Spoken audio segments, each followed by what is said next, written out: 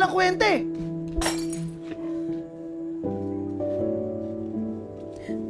Walang kwenta?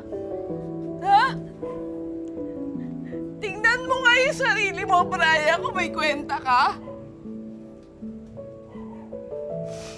Kung hindi ka lasing nakatambay ka hindi ka nga nagtatrabaho.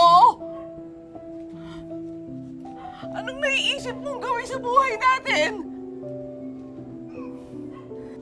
Gawin? Ikaw nga itong tinatakasan yung problema natin eh.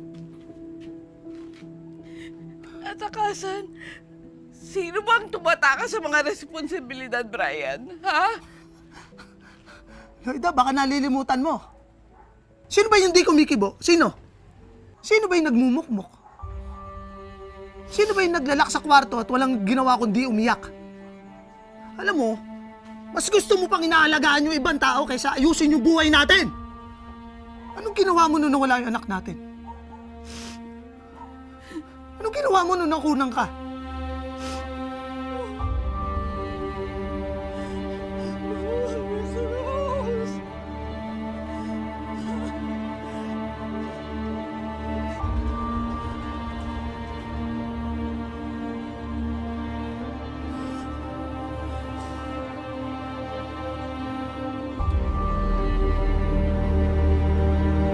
Ang tagal na panahon na yun. Pero hindi pa rin tayo maayos.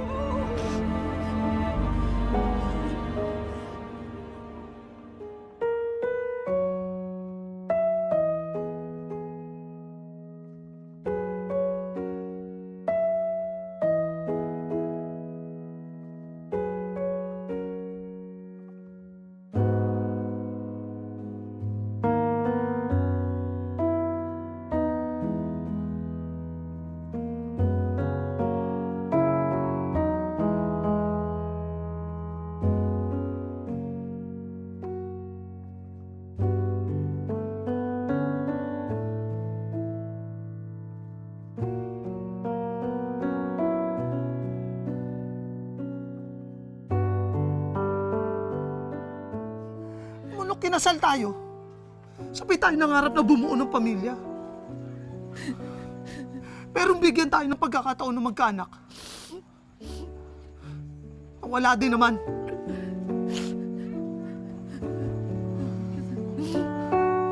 Masakit yun eh.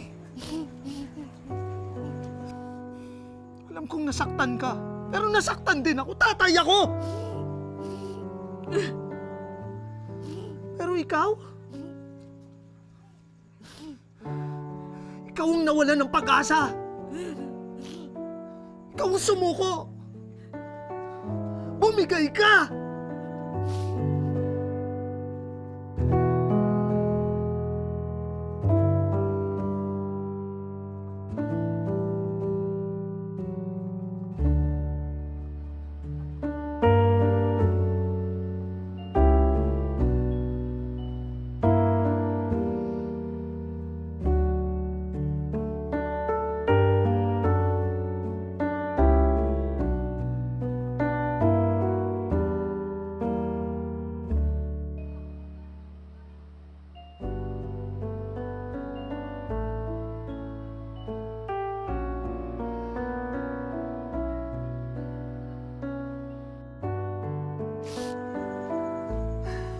Alam mo kung ano yung masakit?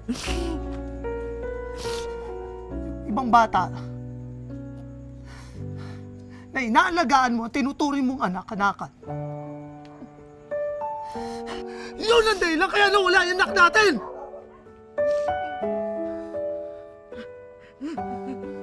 Ano?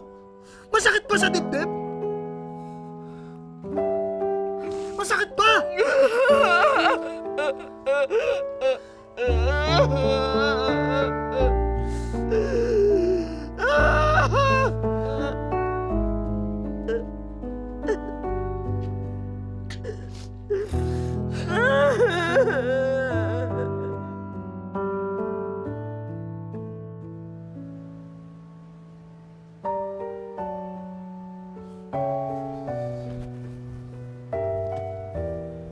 Saan na kasi yun?